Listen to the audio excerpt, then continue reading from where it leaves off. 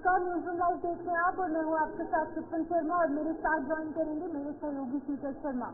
जम्मू कश्मीर की और पूरे भारतवर्ष की तमाम बड़ी खबरों से आपको अपडेट करेंगे इस पूरे प्रोग्राम में। 11 से 12 बजे तक हमारा सफर साथ रहेगा।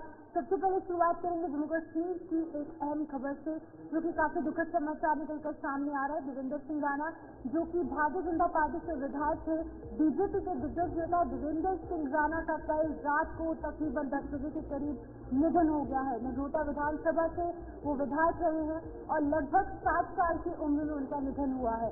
फरीदाबाद के अस्पताल में उन्होंने आखिरी सांस ली। आपको बता दें कि यहाँ पर काफी दुखद समाचार पूरे जम्मू कश्मीर को काफी क्षति कहीं न कहीं पहुंची है।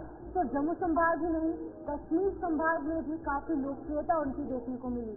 एक दिग्गज नेता थे, पॉलिटिक्स के साथ साथ वो बिजनेस टाइकून भी रहे हैं। कई बड़ी जो बिजनेस एस्टैब्लिशमेंट्स है वो उनके नाम जम्मू कश्मीर में थी। और बीजेपी के दिग्गज नेता देवेंद्र सिंह राणा, जिनकी तस्वीर आपके सामने है, उनका कल 60 साल की उम्र में कहीं न कहीं जो है लंबे यहाँ पर ट्रीटमेंट चल रही थी फरीदाबाद अस्पताल में और इस लंबी ट्रीटमेंट के बाद उनका निधन हो गया।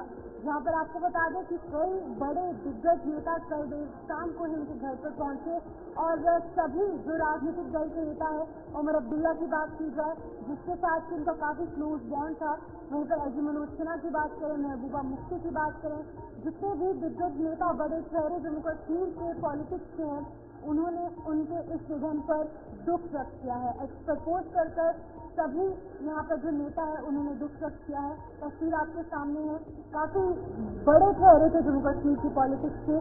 खासतौर पर आपको बता दें अजी मनोज सिन्हा ने क्या कुछ कहा है। उन्होंने एक्स पोस्ट कर साझा किया है कि देवेंद्र सिंह राणा के निधन के बारे में जानकर मुझे गहरा दुख हुआ है। उनके निधन से हमने एक देशभक्त और व्यापक रूप से सम्मानित नेता खो दिया है, जो कि जम्मू कश्मीर के लोगों की भलाई के लिए प्रतिबद्ध थे। मैं उनके परिवार और दोस्तों के प्रति अपनी गहरी संवेदना व्यक्त करता हूँ। ओम शांति। ये जो अल्फाज है, ये लफ्ज जो है वो अजी मनोज सिन्हा ने एक्स पर पोस्ट कर कहा है और उनकी दिग्गज आत्मा की शांति के लिए उन्होंने प्रार्थना भी की है। ठीक है, बिल्कुल। देखिए, एक बहुत बड़े नेता थे। पहले वो नेशनल कॉन्फ्रेंस में थे, उसके बाद उन्होंने अपना जेल शिफ्ट किया और फिर वो भारतीय जनता पार्टी में ज्वाइन हुए 2021 में। उसके बाद सक्रिय नेता के रूप में रहे, लेकिन सेहत में उन्हें साथ नहीं दिया। आज 59 साल की उम्र में कल देर रात उनका निधन हुआ फरीदाबाद के अस्पताल में। वो जीवन और मौत के बीच जो जंग जूझ रहे थे उससे हार गए। फिलहाल उमर अब्दुल्ला, मुख्यमंत्री जम्मू कश्मीर के, उन्होंने क्या कहा है? उन्होंने कहा है कि कल देर रात की भयानक खबर वास्तव में कम नहीं हो रही है। मैं जानता हूं कि पिछले कुछ वर्षों में हमारे बीच मतभेद रहे हैं देवेंद्र, लेकिन मैं उन मौज मस्ती के पलों पर ध्यान केंद्रित करना पसंद करता हूं जो हमने एक साथ बिताए थे, जो उत्कृष्ट काम हमने एक साथ किया था। और यादें आपको बहुत जल्द ही हमने छीन लिया गया है और आपकी याद आएगी। अब आपकी आत्मा को शांति मिले। मैं आपका परिवार के प्रति संवेदना व्यक्त करता हूं, क्योंकि मैं उनके प्रति अपनी संवेदनाएं व्यक्त करने के लिए शब्द ढूंढने में संघर्ष कर रहा हूं। ये मुख्यमंत्री ने शब्द कहे हैं इसके जरिए। और जितने भी बड़े नेता हैं वो इस वक्त देवेंद्र सिंह राणा की मौत के बाद जो है वो कहीं न कहीं अपने यहाँ पर शब्द जाहिर कर रहे हैं, उनके परिवार के प्रति अपनी संवेदनाएं प्रकट कर रहे हैं। क्योंकि जिस तरह के वो नेता थे, जिस तरह के वो कद्दावर नेता थे, जो उन्होंने एक छवि बनाई थी, चाहे वो किसी भी पार्टी से हो, लेकिन वो अपनी सीट को जीतने में माता रखते थे। रविंद्र रैना, बीजेपी अध्यक्ष जम्मू कश्मीर से, उन्होंने क्या कहा है? मेरे परम मित्र श्री देवेंद्र राणा जी के आकस्मिक निधन का अत्यंत दुखद समाचार सुनकर स्तब्ध हूँ, आहत हूँ। श्री राणा जी जम्मू की बुलंद आवाज के रूप में जाने जाते थे। उनके निधन से पूरे जम्मू कश्मीर को आपूर्णी क्षति हुई है। ईश्वर दिवंगत आत्मा को मोक्ष प्रदान करे। ओम शांति। देखिए, ये सभी बड़े दिग्गज हैं जिन्होंने ये अपने अपने शब्द उनके इस मृत्यु के बाद जो है वो सामने रखे हैं, क्योंकि सभी लोग निशब्द हैं कि अचानक उनकी मौत कैसे हुई। हालांकि लंबे समय से वो जूझ रहे थे, बीमारी से जूझ रहे थे, उनका इलाज चल रहा था, लेकिन कल एक खास मौके पर ये बहुत ही दुखद खबर निकलकर सामने आई।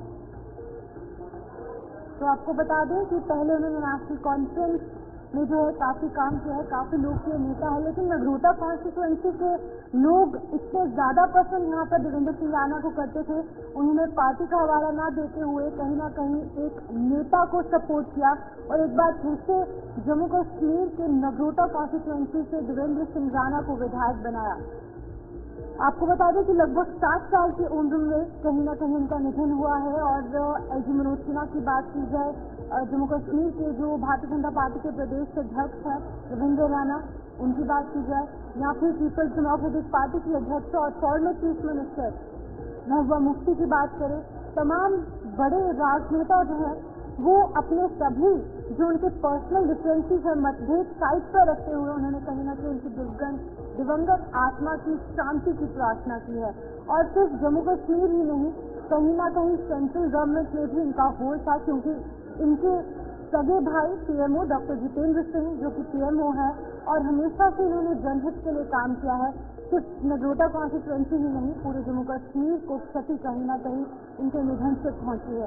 शॉकिंग इसीलिए था क्योंकि अभी कुछ ही दिन पहले भारी मतों से नगरोटा कॉन्स्टिट्यूएंसी के लोगों ने उन्हें प्यार दिया और 30,000 से अधिक मतों से कहीं ना कहीं उन्हें एक बार फिर से नगरोटा कॉन्स्टिट्यूएंसी से विधायक चुना गया। पहले नेशनल कॉन्फ्रेंस के नेता थे, वहां से विधायक चुने जाते थे, लेकिन फिर वो दिल्ली पहुंचे, उन्होंने वहां पर पार्टी बदली और पार्टी भारतीय जनता पार्टी में वो शामिल हुए, जिसके बाद भी भारी मतों से एक बार फिर से नगरोटा कॉन्स्टिट्यूएंसी के लोगों ने उन्हें प्यार दिया और 30,000 से अधिक मतों से जीत हासिल करवाई। अभी कुछ ही दिन पहले हमने देखा किस तरीके से ओट सेरेमनी में वोट लेने पहुंचे और इस ओट सेरेमनी में कहीं ना कहीं काफी ज्यादा उत्साहित नजर आए और कहीं ना कहीं कुछ पिछले दिनों से बीमार भी चल रहे थे। और आपको बता दें कि राणा का राजनीतिक सफर किस तरीके का रहा है। बीजेपी के दिग्गज नेता है, पहले वो नेशनल कॉन्फ्रेंस से जुड़े थे, नगरोटा कॉन्स्टिट्यूएंसी से विधायक रह चुके हैं और उमर अब्दुल्ला के बेहद करीबी दोस्त थे। हमने देखा कि उमर अब्दुल्ला ने अपने सोशल मीडिया पर भी फोटो साझा की हैं। 2011 में नेशनल कॉन्फ्रेंस के जम्मू संभाग के अध्यक्ष भी रहे हैं, बड़ी जिम्मेदारी उन्होंने संभाली है। इसके बाद सीएम उमर अब्दुल्ला के सलाहकार भी रह चुके हैं। उमर अब्दुल्ला और साथ ही साथ देवेंद्र सिंह राणा काफी करीबी थे, फिर देवेंद्र सिंह राणा भारतीय जनता पार्टी में शामिल हो गए और भारतीय जनता पार्टी में शामिल होने के बाद कहीं ना कहीं नगरोटा कॉन्स्टिट्यूएंसी में एक बार फिर से लोगों ने उन्हें प्यार दिया।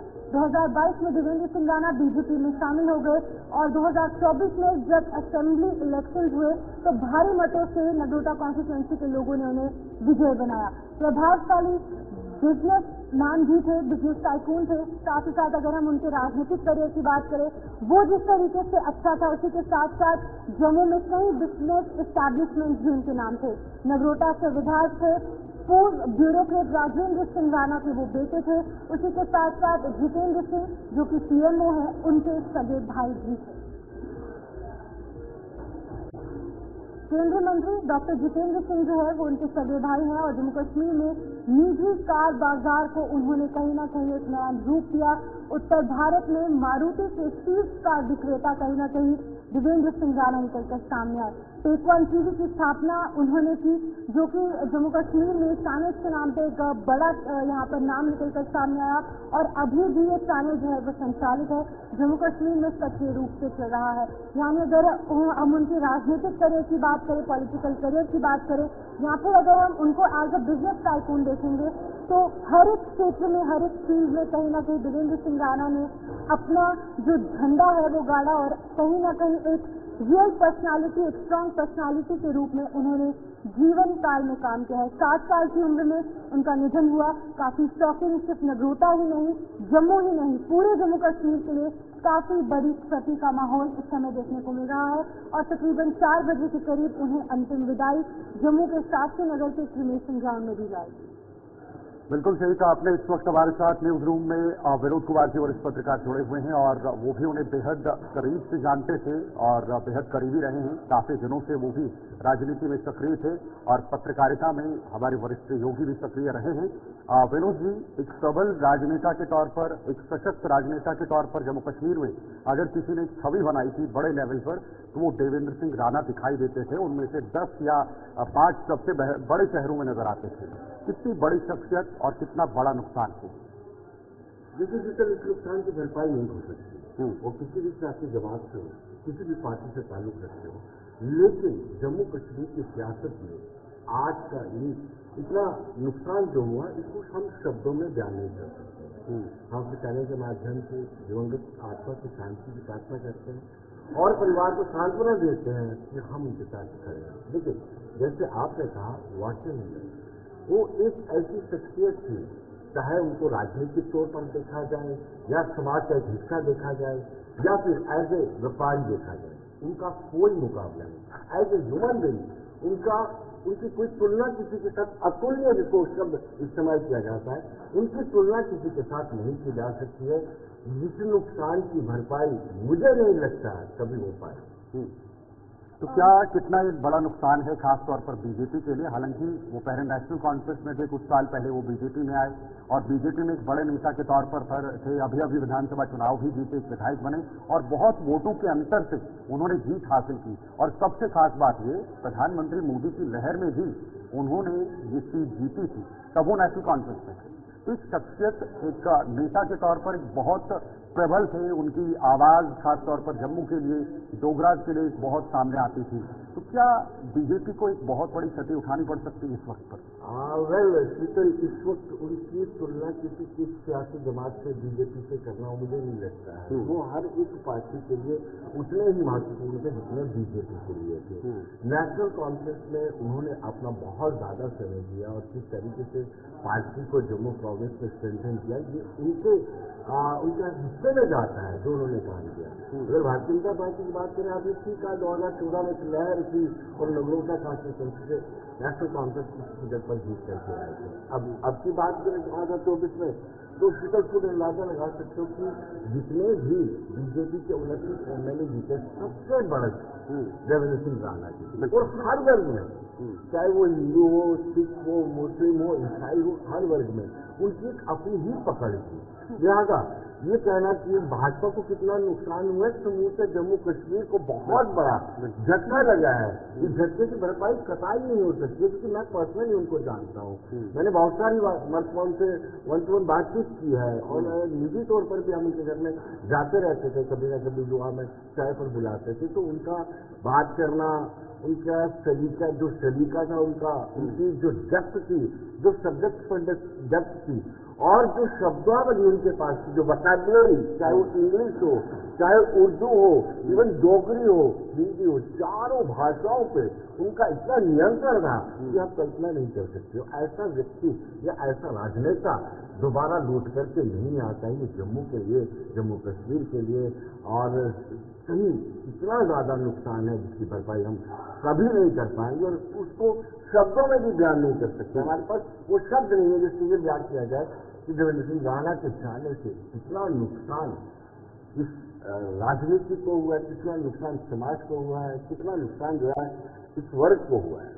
विनोद जी, अगर हम बात करेंगे नगरोटा कॉन्स्टिट्यूंसी के लोगों की, वहाँ पर हर एक जो, अगर हम रिलीजन की बात करें, लोग थे, मुस्लिम समुदाय के लोग थे, हिंदू समुदाय के लोग थे, गुर्जर बकरवाल थे, डोगरा थे, लेकिन फिर भी हमेशा से लोगों ने उन्हें त्याग दिया है। इस चीज़ से हम अंदाजा लगा सकते हैं, क्योंकि नेशनल कॉन्फ्रेंस में भी वो विधायक रहे, अब भारतीय जनता पार्टी में भी वो विधायक रहे। लोगों ने एज अ पर्सनैलिटी उन्हें जिताया है। पार्टी कहीं ना कहीं साइडलाइन हो गई, तो उन्होंने इतना ज्यादा काम जनहित के लिए कर दिया।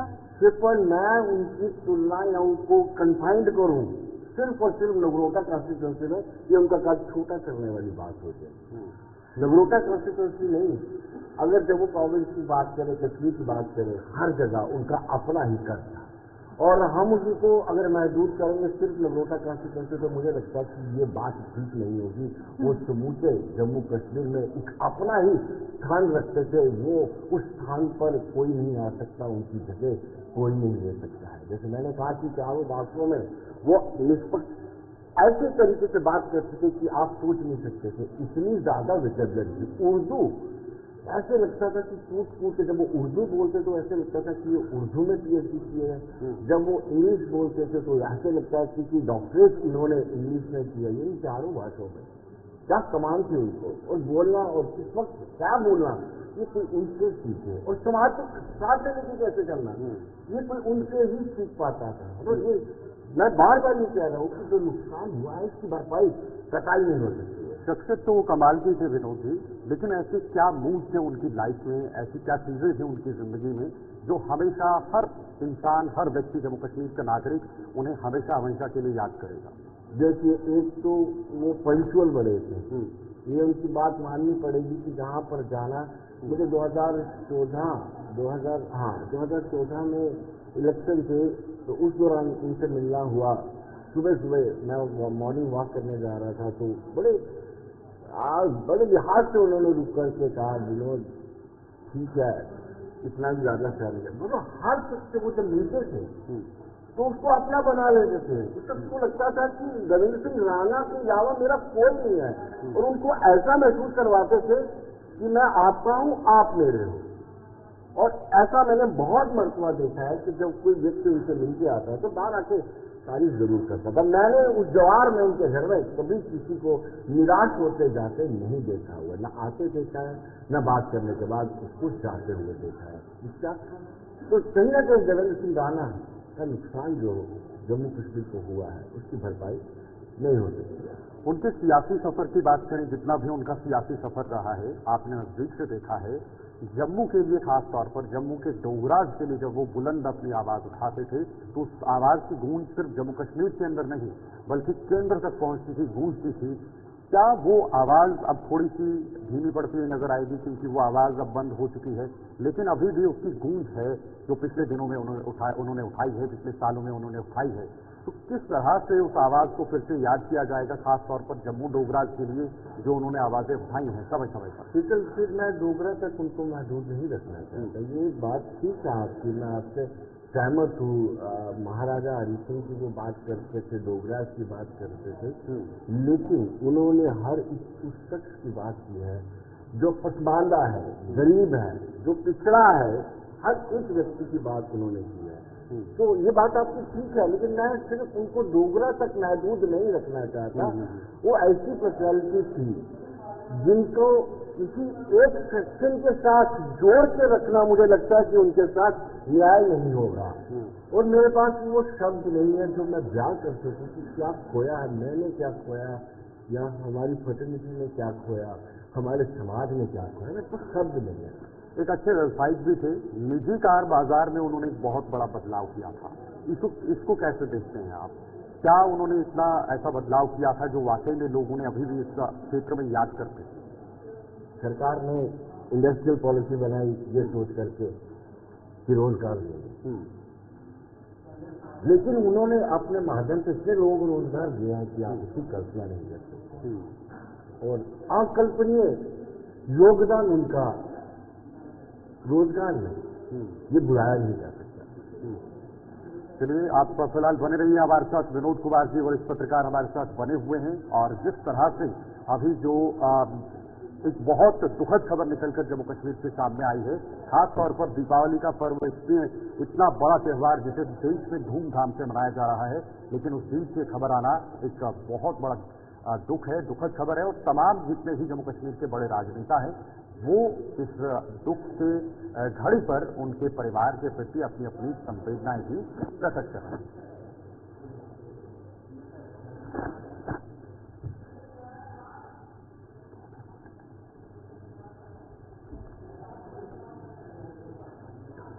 चलिए, विकास हमारे सहयोगी फिलहाल इस खबर पर जुड़े हुए हैं, विकास के पास चलेंगे। विकास, जरा बताइएगा, एक बहुत बड़े नेता को खोया गया है और जिस तरह से लोग उन्हें याद कर रहे हैं। आपको बता दें खबर आती है कि जो है काफी लोग जो है लेकिन सदमा जो है उसको पहुंचा है, और पार्टी में भी जो है वहाँ पे जाहिर शोक की लहर जो है वो देखी जा रही है। और आपको बता दें एक बड़ा नाम और एक बड़ी शख्सियत जो है देवेंद्र राणा जी जो है नगरोटा कॉन्स्टिट्यूंसी से जो है विधायक हैं, और उनका जो है यहाँ पे जो है निधन जो है देखने के बाद जो है काफी ज्यादा शोक की लहर जो है वो देखी जा रही है। लोग आप देख सकते हैं उनके घर के बाहर इस वक्त हम खड़े हैं और काफी ज्यादा तादाद में लोग पहुंचे हैं, उनके जो समर्थक, उनके जो जितने भी लोग हैं प्रेमी, और एक हम बिजनेसमैन की बात करें, बिजनेसमैन भी थे, उद्योगपति थे, अच्छा नाम जो है उन्होंने कमाया था जमकाश जिले से। काफी लोग जो है उनके यहाँ पे इंतजार में जो है, उनके जो है पार्थिव शरीर जो है वो पहुंचने वाला है, तो इस वक्त वो यहाँ पे पहुंचने वाले हैं। तो यहाँ पे देखिए इनके घर के बाहर से हम आपको विजुअल दिखा दें कि किस तरीके से यहाँ पे देखिए आप कि सभी लोग जो है उनका जो है पार्थिव शरीर का इंतजार कर रहे हैं, और एक काफी लोग उनके साथ जो है वो जुड़े हुए हैं। इस तरीके से आपको बता दें, मुस्लिम समुदाय के लोग ज्यादातर, हम आपको बताएं गुज्जर समुदाय के जो लोग हैं काफी ज्यादा उनको जो है प्यार करते थे। उनके लिए देवेंद्र राणा जी जो है काफी ज्यादा काम किया है नेगोटिया कॉन्स्टिट्यूंसी में। तो यहाँ पे सभी लोग जो है आप देख सकते हैं किस तरीके से यहाँ पे उनका जो इंतजार जो है उनके पार्टी तरीका कर रहे हैं। और आपको बता दें 3 बजे यानी कि उनका जो है अंतिम संस्कार जो है वो ट्रिनिटी हॉल शास्त्री नगर में किया जाएगा। जी बिल्कुल विकास, आप उनकी आवाज के बाहर मौजूद हैं। कौन से बड़े चेहरे वहाँ पर पहुँचे हैं? हमने कल देर रात से ही देखा कि कई बड़े चेहरे वहाँ पर पहुँचे थे। जम्मू की राजनीति के बिजनेस के तरफ से भी काफी लोग वहाँ पहुँचे थे। अभी कौन बड़े नेता, कौन से बड़े चेहरे वहाँ मौजूद हैं? जी, हम आपको पहले भी बताएं कि जिस तरीके से यहाँ पर पार्टी अध्यक्ष सुबह से ही रविंद्र रैना जो है वो इनके जो है घर पे जो है वो मौजूद हैं, और उनके भाई जो है डॉक्टर जितेंद्र सिंह जो कि हमारे मंत्री हैं, केंद्रीय मंत्री हैं, वो वहाँ पर उनका जो है घर पे जो है फैमिली के साथ जो है वो जो है दुख जो है वो वहाँ पे बताते हुए, और सारे अगर हम बड़े नेताओं की बात करें, MP जुगल किशोर जी की बात करें, और जितने भी भाजपा के और NC के भी हम बात करेंगे, सारे नेता जो है यहाँ पे मौजूद है, क्योंकि NC के साथ उनका जो है पुराना ताल्लुकात जो है वो रहा है। वहीं जो है NC के अगर हम उमर अब्दुल्ला की बात करें तो वो उनके जो है काफी प्रिय जो है मानने वाले जो है वो नेता रहे हैं, सलाहकार रहे हैं उमर अब्दुल्ला जी के। तो कहीं ना कहीं उम्मीद है कि उमर अब्दुल्ला जो है वो आज जो है ट्रिब्यूनल हॉल में जो है वो पहुंचेंगे। और अभी आप देख सकते हैं हमारे पीछे की जो नेता काफी बड़े चेहरे जो है अंदर। चलिए विकास, फिलहाल रोकना चाहेंगे रमन भल्ला कांग्रेस के नेता, उन्होंने भी एक्स के ऊपर पोस्ट किया है। नगरोटा के विधायक श्री देवेंद्र सिंह राणा जी के परिवार के प्रति हार्दिक संवेदना व्यक्त करता हूं, जिन्होंने कल अंतिम सांस ली है। ईश्वर से दिवंगत आत्मा को स्वर्ग में शांति प्रदान करने और परिवार को इस अपूर्णीय क्षति को सहन करने की शक्ति प्रदान करने की प्रार्थना करता हूं। ये रमन भल्ला है, कांग्रेस के नेता है, और साथ ही साथ संसदीय सीट से इन्होंने चुनाव लड़े थे। तमाम बड़े नेता जितने भी जम्मू कश्मीर के बड़े दिग्गज हैं, बड़े चेहरे हैं, वो इस वक्त इस दुख में डूबे हुए हैं, और साथ साथ इस दुख को प्रकट करने के लिए सोशल मीडिया का सहारा भी ले रहे हैं, और साथ ही साथ देवेंद्र सिंह राणा उनके परिवार के प्रति अपनी संवेदनाएं भी प्रकट करने की यहाँ पर कोशिश कर रहे हैं। तो फिलहाल जिस तरह से कल देर रात ये बेहद ही दुखद खबर आई, पूरे देश के अंदर एक तरफ आतिशबाजी हो रही थी, दीपावली का त्यौहार मनाया जा रहा था, लेकिन इस बीच ये खबर आना वाकई में झकझोर कर देने वाली खबर है जम्मू कश्मीर के लिए और जम्मू कश्मीर की राजनीति के लिए। विनोद जी, कल दिवाली का त्यौहार था, एक बहुत ही खुशी का त्यौहार था। चारों तरफ दिवाली मनाई जा रही थी, पूजा अर्चना हो रही थी, पटाखे फूट रहे थे, आतिशबाजी हो रही थी, मिठाइयां बंट रही थी, लेकिन इस बीच ये इस तरह की खबर आना वाकई में बहुत दुखद खबर है। बिल्कुल शीतल, हम नहीं परिवार इसका बयान कर सकते, क्योंकि ये कहर उनके परिवार पर बरपा है। सिर्फ परिवार पर नहीं, मैं ये भी कहूँगा कि जम्मू कश्मीर की सियासत पर भी ये कहर बरपा है। ये दिन भुलाया नहीं जा सकता है। बहुत बड़ा नुकसान जो है जम्मू कश्मीर की जनता को उठाना पड़ेगा, खासतौर पर एक समाज को उठाना पड़ेगा, एक वर्ग को उठाना पड़ेगा, जिनके लिए लगातार स्वर्गीय देवेंद्र सिंह राणा निरंतर निस्वार्थ भाव से काम करते रहे हैं। ये सब शॉकिंग है उनके लिए, और वो भरपाई काटाई पूरी नहीं है। बिल्कुल विनोद जी, ये तस्वीर स्क्रीन पर है, ये उमर अब्दुल्ला ने अपने एक्स पर पोस्ट करके साफ किया है कि हमारे बीच में कहीं ना कहीं डिफरेंस रहे हैं, क्योंकि पार्टी उन्होंने बदल दी थी, लेकिन फिर भी वो जो अच्छे मोमेंट्स उन्होंने शेयर किए हैं, उन अच्छे मोमेंट्स की तस्वीरें उमर अब्दुल्ला ने, जो कि मुख्यमंत्री बन चुके हैं, उन्होंने अपने सोशल मीडिया हैंडल्स पर पोस्ट किया है। बिल्कुल, देवेंद्र सिंह राणा और उमर अब्दुल्ला या अब्दुल्ला खानदान के साथ उनका बड़ा अच्छा रिश्ता था। शायद यही कारण था कि पार्टी में उनको बहुत अहम जगह दी जाती थी। नासिर असलम वानी और उमर अब्दुल्ला और देवेंद्र सिंह राणा, इन तीनों की टुकड़ी हुआ करती थी जो पार्टी को लगातार आगे बढ़ाती रही है। लेकिन उस शख्सियत की, उस पर्सनैलिटी का कोई मुकाबला नहीं किया जा सकता देवेंद्र सिंह राणा की पर्सनैलिटी। पहले वो व्यवसाय में थे, उनका उद्योग था, अभी भी चल रहा है, बिजनेसमैन थे, तगड़े बिजनेसमैन थे, लेकिन उसके बाद अचानक शिफ्ट होना राजनीति की तरफ।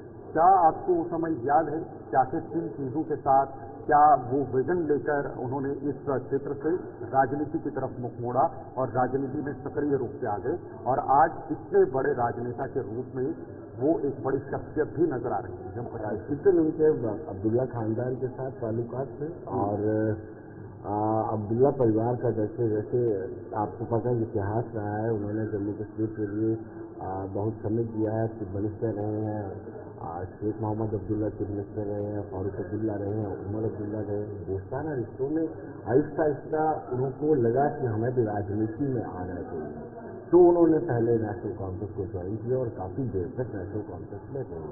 और यही एक कारण है कि उनका विजन था कि सियासत में आकर के सियासत को भी थोड़ा सा ट्रांसपेरेंट किया जाए, और इस मिशन को लेकर के वो काफ़ी हद तक कामयाब भी है। जिस तरीके से वो अपनी कॉन्स्टिट्यूंसी में अपनी जगह बनाई हुई है उन्होंने, हालांकि पूरे राज्य में ये यूसी बन गया, इसमें जगह बनाई हुई है, उसका कोई मुकाबला नहीं। ठीक है, बने रहिएगा। फिलहाल इस वक्त जरा आगे बढ़ेंगे एक और बड़ी खबर जम्मू कश्मीर से, जहां पर कोर्ट ने सरकारी आवास को लेकर रिपोर्ट मांगी है, और पूर्व मंत्रियों व पूर्व विधायकों के सरकारी आवास का ये मामला है, और जो काफी लंबे समय से सरकारी आवास पर पूर्व मंत्री या पूर्व विधायक बैठे रहे हैं, मामले में जल्द रिपोर्ट पेश करने के निर्देश कोर्ट ने यहां पर रखे हुए हैं, और कई दिग्गज नेताओं के इस सूची में नाम है।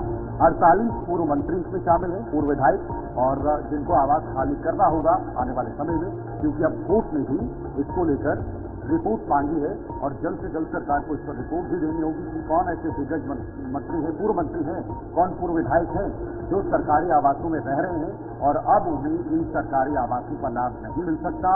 अब सरकार बन गई है, और अब जो सरकार में मंत्री हैं, अब जो सरकार में मंत्री के साथ जो बाकी विधायक हैं या किसी भी दल के विधायक हैं, अब हो सकता है ये इन सरकारी आवासों पर उनका अधिकार हो, उनका हक हो, क्योंकि पूर्व मंत्रियों को या फिर जो पूर्व विधायक हैं उन्हें इन आवासों को खाली करना होगा। इसके लिए अब रिपोर्ट ने, ये रिपोर्ट जो है कोर्ट ने मांगी हुई है, कोर्ट ने साफ कर दिया है, और जम्मू कश्मीर सरकार को ये रिपोर्ट जल्द से जल्द देगी। तो बिल्कुल शीतल, कुछ नाम भी यहाँ पर जो है वो सामने रखे गए हैं, जिनमें कि जाहिद हुसैन है, एसएस सन्नी है, अब्दुल माजिद पद्दर है, उसी के साथ साथ जफर इकबाल मनहास, निजामुद्दीन भट्ट, फयाज अहमद मीर, अब्दुल गनी, हकीम यासीन, मोहम्मद अब्बास वानी, और तमाम ऐसे बड़े नाम हैं जिनका कि नाम शामिल है। और उसी के साथ साथ पूर्व मंत्री जिस तरीके से ये रहे हैं, और किस तरीके से अभी भी कहीं ना कहीं सरकारी आवास पर इन्होंने कब्जा किया है, तो इन पर एक रिपोर्ट तैयार करने को कहा गया है, और मामले में जल्द रिपोर्ट पेश करने के निर्देश भी जो है वो यहाँ पर साझा किए गए।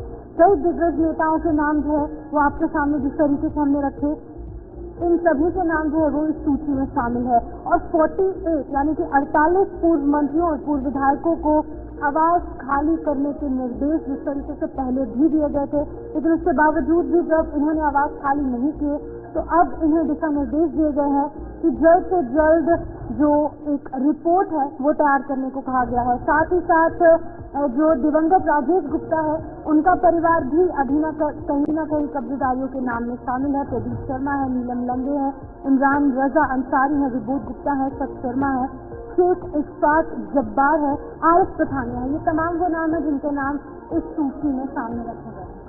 बिल्कुल, विनोद कुमार जी भी इस खबर पर हमारे साथ बने हुए हैं।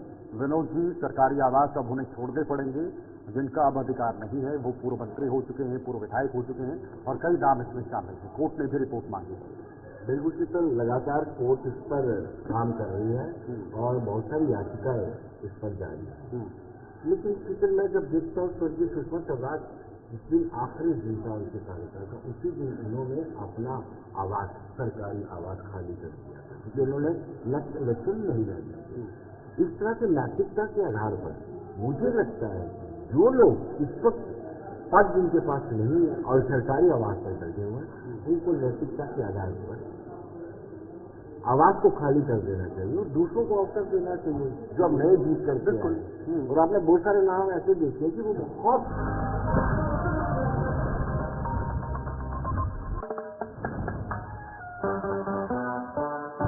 अपना बोझ सहे, जो चाहे रहे। विराट compressive strength, Ambuja cement. Madhusudan 100% desi ghee, purity tested by gas chromatography. Madhusudan दही, UHT मिल्क एंड चाट। नेतृत्व करता है, लेकिन जब वो जमीन पर होते हैं, चुनाव से पहले जब वो जमीन पर वादे करते हैं तो उस समय उनके सुर कुछ अलग होते हैं कि हम इन सरकारी चीजों का लाभ नहीं लेंगे, लोगों तक चीजें पहुंचाएंगे। लेकिन उसके बाद ही लंबे समय तक सरकारी आवासों पर कब्जा करना, ये कितना सही है? और जैसे आपने कहा कि नैतिकता के आधार पर उन्हें आवास को छोड़ना चाहिए, क्या वक्त आ चुका है जम्मू कश्मीर के अंदर भी उनको अब आवास छोड़ना चाहिए ताकि जो नए बने हैं उनको मौका मिले? डेफिनेटली मैंने शुरू में ही कहा कि कोर्ट को क्यों बार बार इंटरवेन करना पड़े। जैसे लगे आप किसी को फॉर्मर मिनिस्टर है, फॉर्मर MLA है, आपके पास आवाज तो होगा जिससे आपने आगाज किया होगा।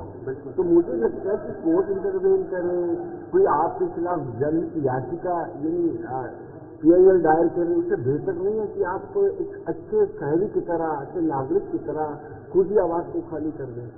क्यों बार बार कोर्ट को या फिर डिपार्टमेंट को, स्टेट डिपार्टमेंट को इंटरवेन करना पड़ता है? मुझे लगता है कि आपने विवेक से सोच करके जब आपका कार्यकाल खत्म होता है तो मुझे लगता है आवाज को खाली कर देना चाहिए। बिल्कुल। और विनोद जी, जिस तरीके से कोर्ट ने पहले भी इन्हें काफी बार आदेश दिए हैं ये आवाज खाली करने के लिए, लेकिन जिस तरीके से लोग इन्हें जितवा कर अपने यहाँ रिप्रेजेंटेशन सामने रखते हैं, पॉलिटिकल रिप्रेजेंटेटिव के तौर पर सामने आते हैं, अगर यही रिप्रेजेंटेटिव कोर्ट की बात नहीं मानेंगे तो आम व्यक्तियों तक क्या कुछ संदेश जाएगा?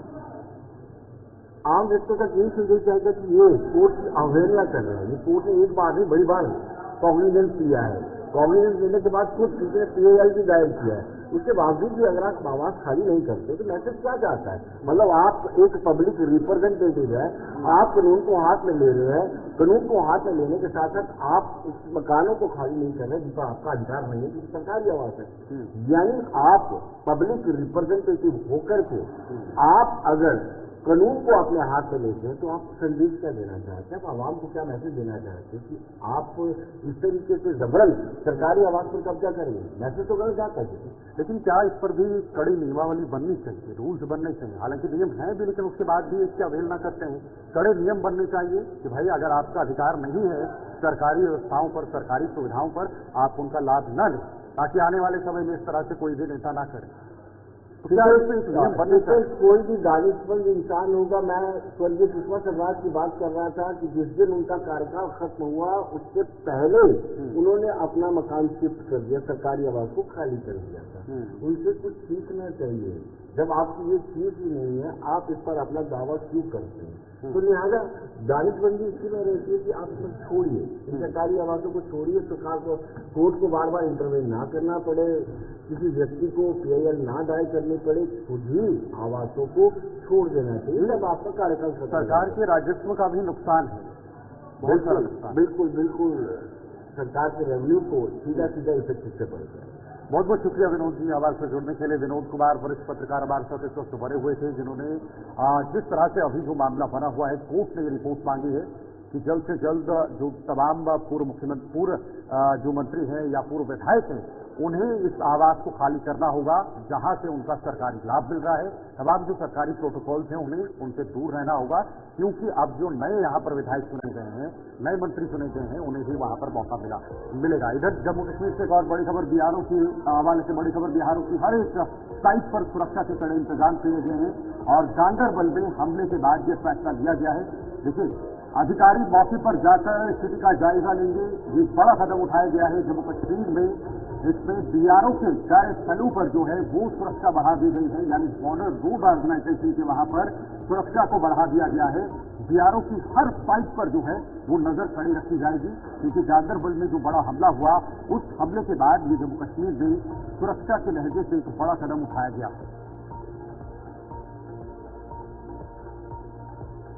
सलीम वानी इस वक्त हमारे साथ जुड़े हुए हैं, हमारे सहयोगी हैं। सलीम, बिहारों के नजरिए से ये जो पिछले दिनों से लगातार हमले हो रहे हैं या हुए हैं, उसको लेकर अब कहीं ना कहीं सुरक्षा बढ़ा दी गई है। जहां जहां BRO का जहां जहां भी कार्यस्थल होगा, जहां जहां उनका कार्य चल रहा होगा, वहां वहां इस सुरक्षा को बढ़ा दिया गया है। क्या पूरी जानकारी है?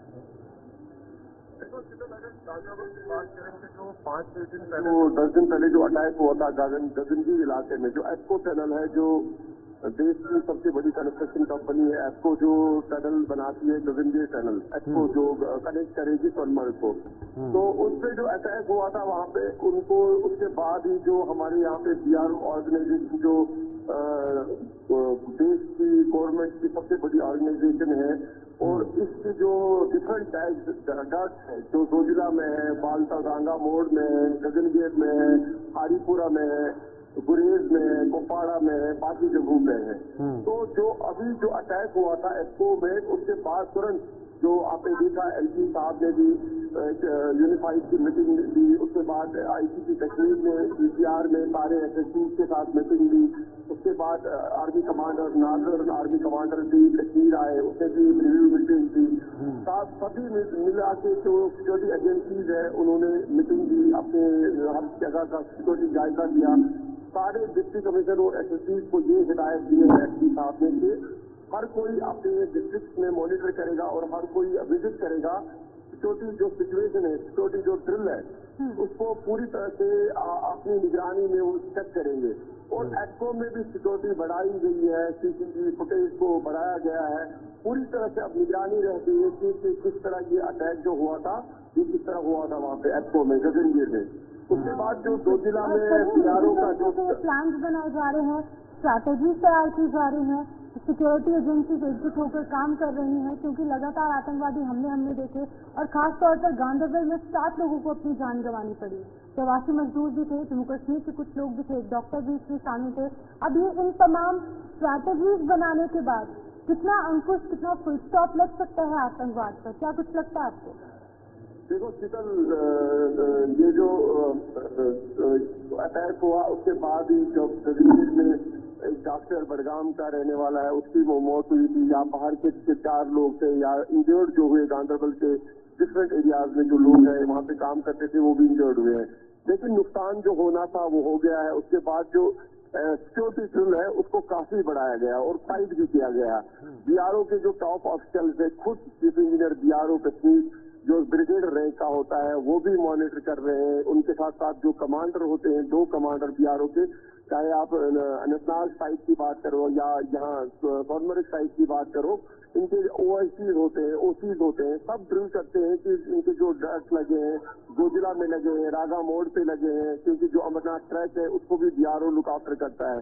पूरी तरह से सिक्योरिटी जो ग्रिड है उसको 3 टायर बनाया दिया गया है। सबसे पहले आर्मी, जम्मू कश्मीर पुलिस, उसके बाद जो डिफरेंट जो SPRP, SSB, उनको या बाकी सारे जो है जो सिक्योरिटी, जो गगनगिर का जो केस है वो भी NIA को सौंप दिया गया है। वो भी पूरी तरह से इस केस को इन्वेस्टिगेट कर रहे हैं। हर दिन हर पल उसके केस को तह तक पहुंचने की कोशिश करते हैं। लेकिन अभी तक जो सिक्योरिटी ड्रिल है उसको 3 टायर सिक्योरिटी बनाया गया है कश्मीर, पूरे एंटायर कश्मीर में। खुद मॉनिटर करते हैं IGP कश्मीर और सिक्योरिटी के टॉप ऑफिसर और बाकी सारी एजेंसीज है, उसके लिए पूरी मुतहरिक है। बिल्कुल सलीम, देखिए हर नागरिक की सुरक्षा करना मुमकिन नहीं है, हर नागरिक के साथ सुरक्षा को लगाना भी मुमकिन नहीं है, लेकिन BROs ने जो कदम उठाए हैं उससे BROs तो सिक्योर रहेंगे, लेकिन इन आतंकी घटनाओं को कैसे रोका जा सकता है उसके लिए जड़ पर हमें जाना पड़ेगा और जड़ से आतंक को उखाड़ना पड़ेगा ताकि आने वाले समय में ऐसी कोई बड़ी घटनाएं न घटें। देखो ये शीतल, ये आज का मसला नहीं है ये अटैक होने, ये पिछले 30 सालों से ये अटैक होते रहते हैं। लेकिन जो अटैक हुए हैं, जिससे यहाँ पे हो जो परसों अटैक हुआ, उसके बाद जो सिक्योरिटी ड्रिल बनाई गई है वो काफी डिफरेंट है। अगर देखा जाए एस्को में, अगर देखा जाए जो टनल की जो सिक्योरिटी होनी चाहिए, शायद उससे कोई कभी कैसी रही होगी या उस तरह जो अटैक हुआ था उसके बाद क्या है, उसकी तरफ पूरी तरह से अब निगरानी दी गई है कि किस तरह ये अटैक हुआ, क्या हुआ। उसी के लिए सारी जो सिक्योरिटी एजेंसीज है उसमें लगे हैं, क्योंकि जो आपने कहा कि तह तक पहुंचने की जरूरत है, वो तो उसके लिए सिक्योरिटी एजेंसियां काम करती हैं। अब क्या चलेगा उसमें वो आने वाला वक्त ही बताए। तो क्या लगता है आने वाले टाइम में इसमें थोड़ा सा नियंत्रण हो सकता है इस सुरक्षा को बढ़ाने से? तो अभी तक जो सिक्योरिटी ड्रिल है, जिस हिसाब से सिक्योरिटी चलती है, NIA का आपको पता ही है, NIA टीम जो किसी के साथ शेयर नहीं करते हैं, जब तक उसको पूरी तरह से जो केस जो सौंप दिया गया है उससे कोई ब्रेक थ्रू मिलेगा या कोई चीज, क्योंकि NIA वो एजेंसी है जिनके साथ कोई मीडिया कर्मी बात नहीं कर सकता है या उनके साथ वो नहीं कर सकता है, इसलिए अभी तक कुछ नहीं कह सकते हैं। जब तक कोई मीडिया फैटर्निटी के साथ शेयर नहीं हो जाएगा तब तक कुछ कहना मुश्किल ही है। चलिए बहुत बहुत शुक्रिया आपका सलीम, ये तमाम जानकारी के लिए। सलीम वानी ये जानकारी बता रहे थे बीआरओ ने जिस तरह से सिक्योरिटी को या सुरक्षा को जहां जहां पर भी उनका काम चल रहा है वहां वहां पर सुरक्षा खड़ी रहेगी। लेकिन ये क्या काफी है? क्या जम्मू कश्मीर से ऐसे आतंकवाद खत्म होगा, संपन्न होगा, या उसके लिए एक अभियान या फिर जिस तरह से जीरो टॉलरेंस की नीति चल रही है उस पर काम करना होगा। अब जरा आगे बढ़ेंगे, एक और बड़ी खबर इस वक्त आ रही है। इस बड़ी खबर से आपको रूबरू करवाएंगे। दिवाली पर जमकर आतिशबाजी हुई है और इसको लेकर हरियाणा गैस चैम्बर बन गया है।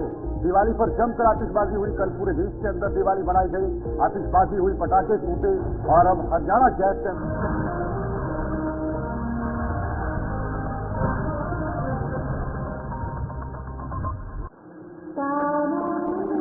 आज बारिश को चाय पे बुलाते हैं, बसंती बूंदों को थमने सिखाते हैं, बारिश को सुकून का स्वाद सिखाते हैं। वाहता Madhusudan 100% desi ghee, purity tested by gas chromatography. Madhusudan दही, UHT मिल्क एंड चाट।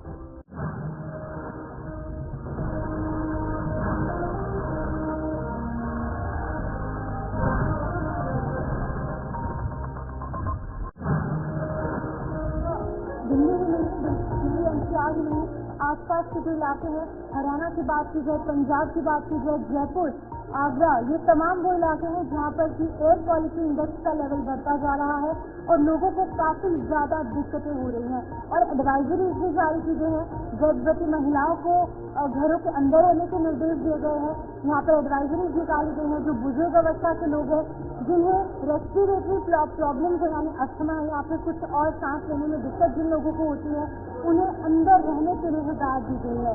बता दें कि यहाँ पर स्थिति काफी ज्यादा गंभीर थी, लेकिन दिवाली के बाद कुछ इस तरीके की स्थिति हो चुकी है कि लोगों का सांस लेना भी मुश्किल हो चुका है।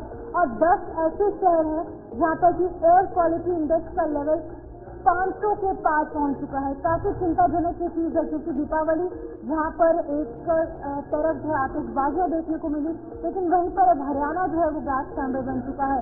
दिल्ली की बात की जाए तो कई टीमें गठित की गई थी इस चीज पर नियंत्रण रखने के लिए, और दिल्ली में ये बैंड पटाखे ना जहाँ पर जलाए जाए, इस पर भी जो नजर है वो पुलिस की थी और कहीं ना कहीं कमेटियां भी गठित की गई थी। लेकिन दिल्ली के बाहर जाकर कुछ लोग जो है वो यहाँ पर खरीदारी कर दिल्ली के अंदर आतिशबाजियां की गई, जिसकी वजह से इस तरीके का माहौल आज देखने को मिल रहा है। इस तरीके की स्थिति आज उत्पन्न हो चुकी है। ये तस्वीरें आप देख रहे हैं, अंदाजा लगा सकते हैं कि कितनी ज्यादा स्मोक, कितनी ज्यादा बुरी क्वालिटी ऑफ एयर जो है वो सामने नजर आ रही है। इंडिया गेट की तस्वीर है जो कि बिल्कुल ब्लर नजर आ रही है, बिल्कुल भी क्लियर नहीं है, जिसकी वजह से अंदाजा लगाया जा सकता है कि वायु गुणवत्ता कहीं ना कहीं लगातार गिर रही है। सरकारों के हवाले से बात करें, सरकारें लगातार एक दूसरे पर आरोप प्रत्यारोप लगा रही है। कभी हरियाणा पर आरोप लगाया जाता है, लेकिन वहीं पर पंजाब पर भी आरोप लग रहे थे, लेकिन अब क्योंकि आम आदमी पार्टी की सरकार है पंजाब में, तो कहीं ना कहीं पंजाब साइडलाइन हो चुका है। हरियाणा पर सीधे तौर पर कटाक्ष कहीं ना कहीं आम आदमी पार्टी के लिए, जो आम आदमी पार्टी की जो सरकार है दिल्ली में, वो कर रही है। लेकिन सवाल ये उठता है स्पीकर कि आखिरकार सरकारें कब तक कटाक्ष करती रहेंगी? कुछ सेंट्रल गवर्नमेंट के साथ मिलकर कुछ ऐसा प्लान तैयार करना होगा, कुछ ऐसा जो स्टेप्स है वो यहाँ पर उठाने की जरूरत है, जिसकी वजह से आखिरकार जो लोग हैं उन्हें कहीं ना कहीं सांस लेने में दिक्कत ना पेश आए, क्योंकि स्थिति काफी ज्यादा गंभीर हो चुकी है। बिल्कुल, देखिए ये जो दीपावली का त्यौहार आता है, तो दीपावली का त्यौहार इस पर्यावरण के हिसाब से एक बहुत बड़ा चेंज लेकर आता है, और ये चेंज एक सकारात्मक दृष्टि से नहीं बल्कि नकारात्मक दृष्टि से इसलिए होता है क्योंकि प्रदूषण एकदम से फैल जाता है। जैसे मैंने पहले कहा कि पहले की तस्वीर और दीपावली के बाद की तस्वीर में जमीन आसमान का फर्क होता है। जहां पहले AQI दिल्ली या दिल्ली के आसपास के इलाकों में लगभग 300 साढ़े 300 के आसपास था, वही AQI अब लगभग 500 को छू रहा है, 500 के आसपास जा रहा है, जो वाकई में चिंताजनक विषय है। सरकार के लिए चुनौती है ही है, लेकिन इसके लिए आम लोगों को भी, आम नागरिकों को भी एक सामाजिक जिम्मेदारी बनती है कि वो पर्यावरण को बचाने के लिए जो कदम उठाए जाने चाहिए उनको उठाया जाना चाहिए।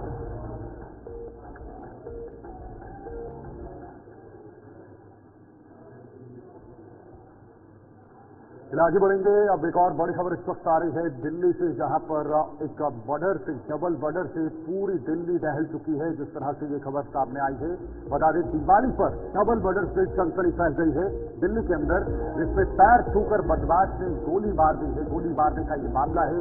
डबल मर्डर है, चाचा भतीजे की मौत हुई है और इसमें बेटा जो है वो घायल हुआ है। ये पुरानी रंजिश में हत्या होने की आशंका जताई जा रही है और ये दिन दिवाली का था जब पटाखे फूटते हैं और जैसे दिवाली के दिन ही इन चीजों का भी ध्यान रखना होता है। ये तस्वीरें हैं खुले तौर पर दिल्ली के अंदर जिस तरह से गुंडागर्दी हो रही है, सीधे फायरिंग की और पैर छूने के बहाने से वहां पर पहुंचा, पैर पर गोली चलाई और उस गोली चलाने से 2 लोगों की इसमें मौत बताई जा रही है। चाचा भतीजे की इसमें मौत हुई है दिवाली के दिन। ये खुद एक बार फिर से आप तस्वीर देख लीजिएगा। एक सामान्य तौर पर जिस तरह से दिवाली को मनाया जाता है, पटाखे फोड़े जाते हैं, वही कुछ दृश्य चिपन नजर आ रहा है इन तस्वीरों में। लेकिन किसे पता था कि वहां पर इस तरह की घटना होगी। एक नहीं बल्कि 2 लोगों की हत्या जो है इस घटना में कर दी जाएगी। बिल्कुल, आपको बता दें कि एक आम परिवार की तरह ही ये लोग भी दिवाली के दिन जो है वो दिए जला रहे थे, पटाखे फोड़ रहे थे, लेकिन इस बात का अंदाजा बिल्कुल भी नहीं था कि पटाखों के बीच में गोलियों की आवाज भी यहाँ पर सुनने को मिलेगी, जिसकी वजह से 2 लोगों की मौत हुई है। एक 40 वर्षीय व्यक्ति है जो कि चाचा था और वहीं पर उसका भतीजा जिसकी उम्र यहाँ पर 16 से 17 साल बताई जा रही है। एक 10 साल का बच्चा भी वहाँ पर मौजूद था जो कि घायल हुआ है, जिसे गोली लगी है, लेकिन उसका इलाज अभी स्थानीय अस्पताल में जारी है। कहीं ना कहीं आप तस्वीरों से अंदाजा लगा सकते हैं कि कितनी ज्यादा गुंडागर्दी दिल्ली में देखने को मिल रही है। एक व्यक्ति स्कूटी पर सवार होकर आता है, आशीर्वाद लेता है, लेकिन आशीर्वाद लेने के बाद कहीं ना कहीं गोली तानकर फायरिंग अंधाधुंध करने लगता है, जिसकी वजह से कि 2 लोगों की मौत हो जाती है। चाचा और साथ ही साथ भतीजा दोनों की मौके पर ही मौत हो जाती है और एक 10 साल का छोटा बच्चा जो कि इस व्यक्ति का पुत्र था, उसका बेटा था, वो वहां पर मौजूद था, लेकिन उसे गोली जरूर लगी है, लेकिन कहीं ना कहीं अभी उसकी सिचुएशन क्रिटिकल है, उसका इलाज स्थानीय अस्पताल में जारी है।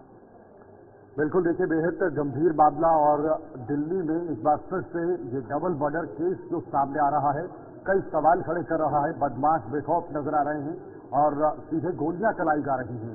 दिवाली की आड़ में, पटाखों की आड़ में जो आवाज की गूंज वहां पर दिखाई दे रही थी, पटाखों की गूंज सुनाई दे रही थी, उसी की आड़ में ये गोलियां चलाई गई हैं, जिसकी साफ तस्वीर भी आप इस वक्त देख पा रहे हैं अपने टी स्क्रीन पर। और एक शख्स आता है और ये शख्स गोलियां चलाकर वहां से भाग जाता है। उज्जवल कुमार हमारे साथ फोन लाइन पर जुड़े हुए हैं। उज्जवल, ये घटना कहाँ की है और किस तरह से ये घटना पेश आई है और अभी तक क्या प्रारंभिक कार्रवाई पुलिस की तरफ से की गई? बिल्कुल शीतल, देखिए जिस तरीके से कल दिवाली का त्योहार जो है वो पूरा देश मना रहा था और पटाखों की गूंज के बीच में गोलियों की तड़तड़ाहट से आप ये कह सकते हैं कि शादरा का जो इलाका है वो पूरी तरीके से गूंज उठा। चाचा भतीजे का गोली मारकर हत्या कर दी गई है और इसका अब CCTV फुटेज भी सामने आ चुका है।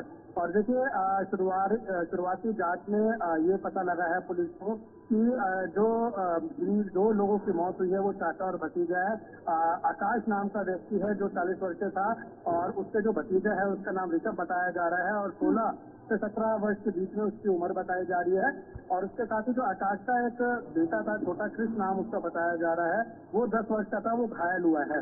और देखिए कहीं ना कहीं शादरा का जो डबल मर्डर केस है, इसकी शुरुआती जांच में पुलिस ये कह रही है कि आपसी रंजिश का मामला कहीं ना कहीं उस एंगल से पुलिस जो है इसको खोजती हुई दिखाई गई है। और CCTV फुटेज के आधार पर बताया जा रहा है, सूत्रों के हवाले से जो खबर है शीतल की, एक नाबालिग को भी हिरासत में ले लिया गया है, जिससे फिलहाल अभी पूछताछ जारी है।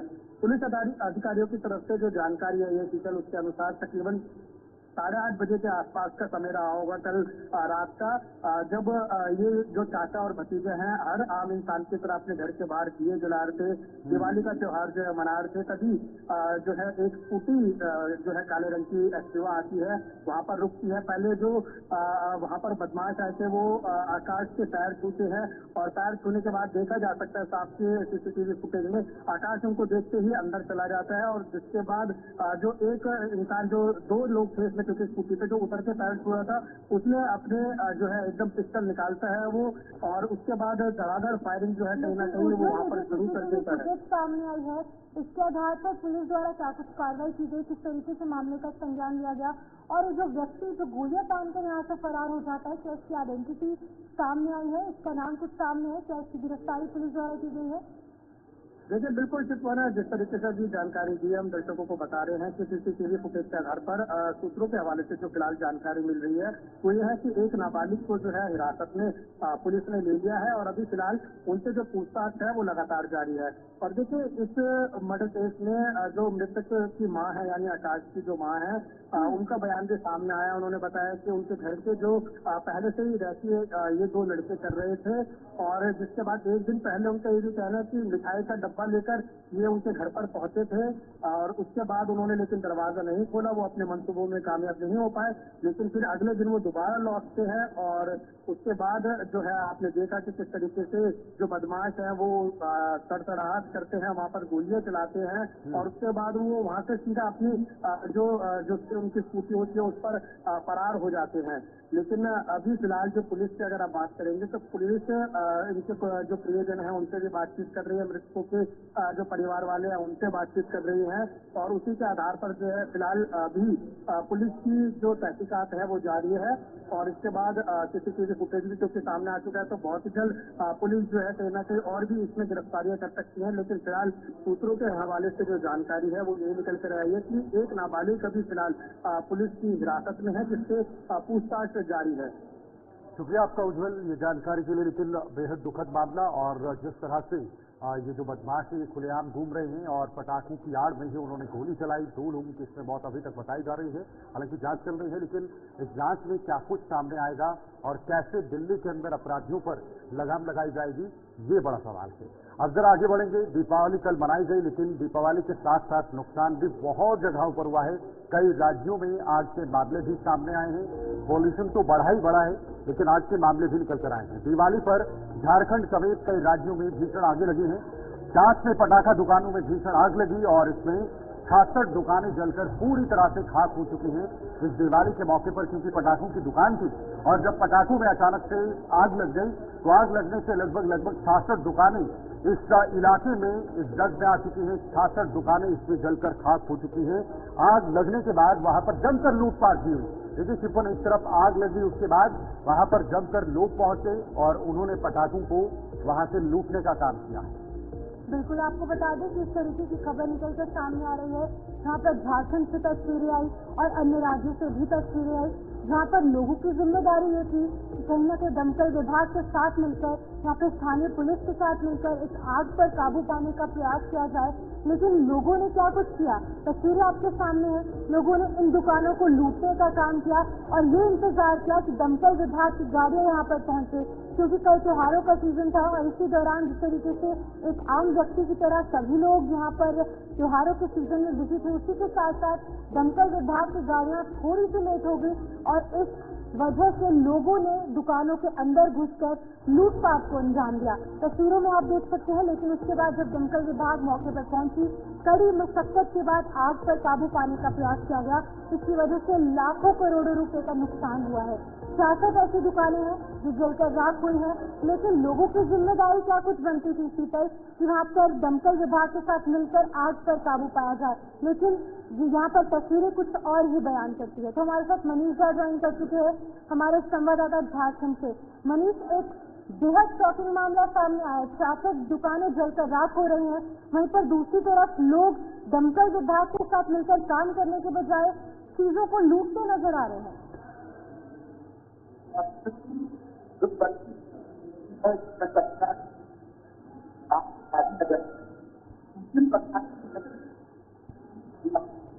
मनीष साहब की आवाज कट रही है, आपकी आवाज हम तक साफ नहीं पहुंच पा रही है। मनीष इस वक्त हमारे साथ बने हुए थे लेकिन आवाज नहीं पहुंच रही है। लेकिन बेहद ये देखिए किस तरह की घटना सामने आई है। जैसे चिप्पन ने कहा कि जहां आग बुझाने के बजाय लोग लूटपाट कर रहे हैं, उन्हें आग बुझानी चाहिए थी, दमकल विभाग के साथ मिलकर उनकी सहायता करनी चाहिए थी, लेकिन वैसा बिल्कुल भी नजर नहीं आया और वहां पर आग को बुझाने के बजाय वहां पर लूटपाट हो रही थी। न्यूज रूम लाइव में आज के लिए फिलहाल इतना है। मुझे और मेरी सहयोगी को दीजिए इजाजत। नमस्कार।